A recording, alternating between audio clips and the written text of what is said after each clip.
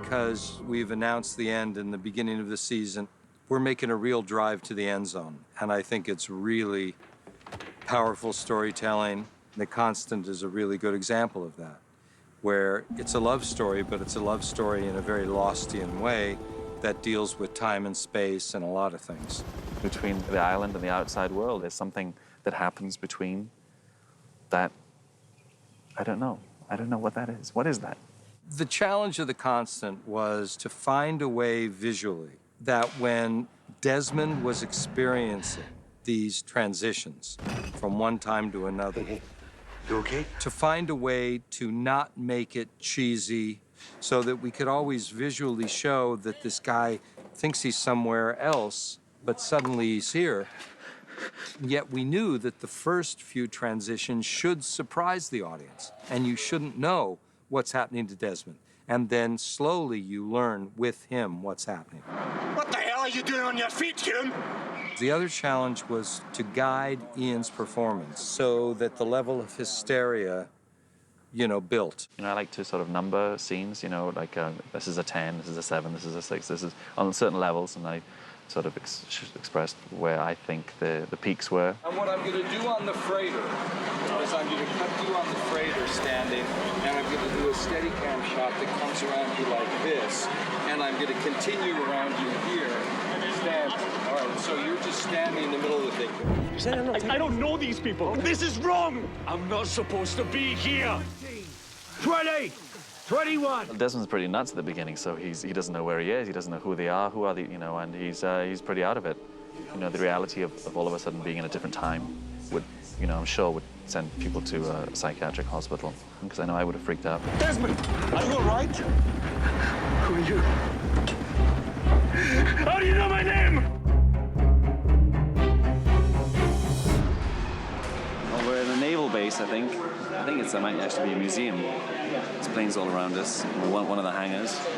We're doing something called poor man's process, where we pretend the helicopter's in the air and film with the green screen. A little more rocking and rolling of the helicopter.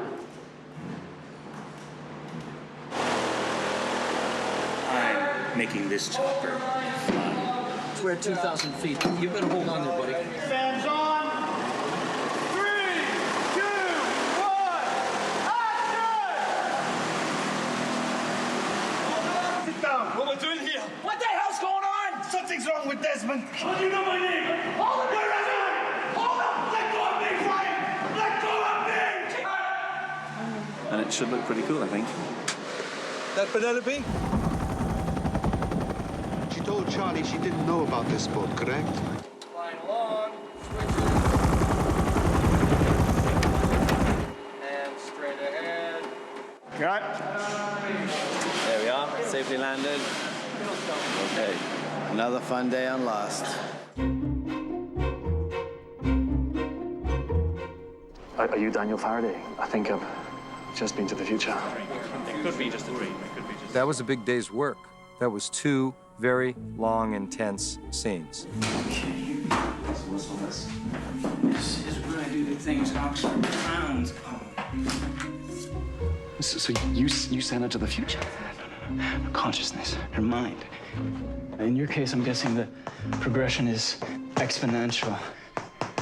I didn't actually make this up. We had a professor from UH come down and write this stuff up. He put in real physics equations that lead towards those conclusions, but with no real conclusion being proven, They got a little bit more work to do in physics to really prove time travel is possible.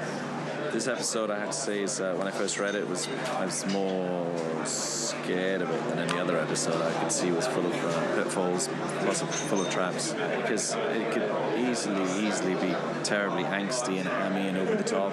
Ian is one of those actors who gives you a lot of truth. I mean, like that extraordinary scene at the end that he plays with Penny when he finally talks to her. It was a tricky scene.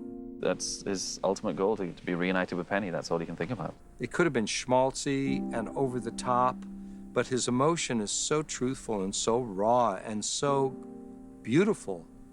And, all I said to him before was, we know what this is. And And he goes, yeah, I know. And I said, just go there. Hello? Penny?